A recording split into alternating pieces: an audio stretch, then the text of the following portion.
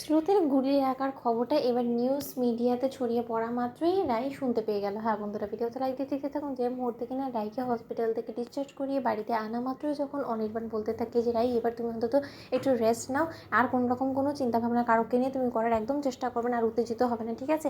অন্যদিকে এই কথা বলা মাত্রই রাই বলতে থাকে যে আচ্ছা অনির্বাণ, আমার গোটা সময় জুড়ে আমি যদি এরকম করেই শুয়ে বসে কাটিয়ে দিই তাহলে আমার সময়টাই বা কী করে কাটবে? তার থেকে বরঞ্চ তুমি আমাকে একটু টিভি রিমোটটা দিয়ে যাবে, আমি বরঞ্চ একটু না হয় টিভিটাই দেখি। ঠিক সেই মুহূর্তে অনির্বাণ যখন রায়ের হাতে রিমোটটা তুলে দেয়, ঠিক সেই সময়ই রায় যখন টিভি অন করা মাত্রই মিডিয়া কর্মীদের মুখ থেকে শুনতে পায় যে স্রোতস্বিনী নামক একজন ডক্টর যেখানে ক্যাম্পেইনে উদ্দেশ্যে রওনা হয়েছিল এবং তারই সেই ঘটনাস্থলে গুলি লেগে যায় এবং ঘটনাস্থলেই সেই আহত অবস্থায় পড়ে থাকাকালীনই তাকে সেই আহত অবস্থা থেকে তুলে নিয়ে এসে হসপিটালাইজ করা হয় এবং তার বিশাল বড় এক সার্জারির পর অবশেষে সে প্রাণে অল্পের জন্য রক্ষা পেয়েছে। এই খবর শোনা মাত্রই রাই আর কোনো মতে স্থির থাকতে পারে না এবং রাই চিৎকার চেঁচামেচি শুরু করে দেয়। অন্যদিকে রাইয়ের চিৎকার চেঁচামেচির আওয়াজ শোনা মাত্রই অনির্বাণ রাইয়ের কাছে ছুটে আসে, এসে বলতে থাকে যে কী ব্যাপার রাই, তুমি এরকম করে কাঁদছো কেন? কী হয়েছে? এটা কি তোমার আবার কোনো সমস্যা হচ্ছে? অন্যদিকে রাই বলতে থাকে যে না অনির্বাণ, তুমি আমাকে আগে বলো তো যে স্রোতের যে গুলি লেগেছে সেই খবরটা তুমি আগে ভাগেই জানতে এবং তোমরা সকলে মিলে সেই সকাল থেকে নিয়ে এখনও পর্যন্ত আমার সঙ্গে মিথ্যাচার করে গিয়েছো। এর জন্যই মা আমাকে বিদায় দেওয়ার সময় এতটা কাঁদছিল, কারণ মায়ের মনে তো দুঃখ মা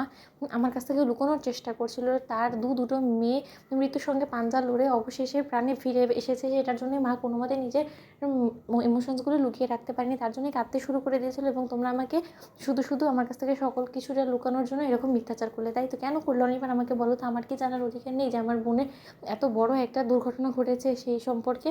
অন্যদিকে অনির্বাণ বলতে থাকে যে দেখো রাই, আগে তুমি মাথা ঠান্ডা করো, তুমি একটু শান্ত হওয়ার চেষ্টা করো, তোমার জন্য এতটা উত্তেজনা কোনো মতেই ঠিক না।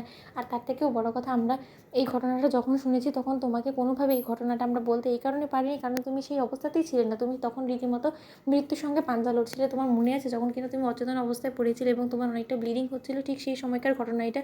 এবং তখনই সার্থক শুনতে পায় সে কিঞ্জলের মুখ থেকে যে স্রোতের গুলি লেগেছে এবং ঘটনাস্থল থেকে স্রোতকে যত শীঘ্র সম্ভব ওরা হসপিটাল ট্রান্সফার করার ব্যবস্থা করবে। তখন সেই কন্ডিশনের মধ্যে আমরা কী করে বা তোমাকে জানাতাম এসব কথা? তুমি একবার ভেবে দেখেছো তখন আমাদের কখন কী করা উচিত? সেটাই আমাদের মাথায় কাজ করছিল না। তাহলে সেই ক্ষেত্রে তোমাকে জানিয়ে আমরা আরও বেশি তোমাকে ডিপ্রেশনের দিকে ঠেলে দিতে চাইনি এবং ডক্টরসরা আমাদেরকে বারবার করে ওয়ার্ন করে দিয়েছিল যাতে কোনোভাবেই তোমাকে উত্তেজিত না করা হয়, সেরকম কোনো খবর যাতে আমরা তোমার কানে না দিই। তাহলে আমরা সেটা কী করে করতাম বলো তো?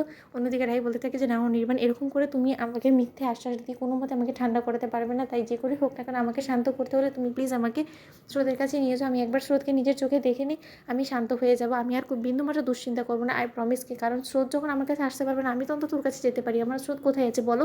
অন্যদিকে অনির্বাণ বলতে থাকে যে স্রোতকে শুনেছি ডিসচার্জ করে বাড়ি নিয়ে আসা হয়েছে, তাহলে তোমাকে আমি সেখানেই বরঞ্চ নিয়ে যাবো, কিন্তু তাও তুমি একটু শান্ত হওয়ার চেষ্টা করো রাই প্লিজ। তো বন্ধুরা, ভিডিওটি ভালো লাগতে লাইক শেয়ার সাবস্ক্রাইব করতে ভুলো না।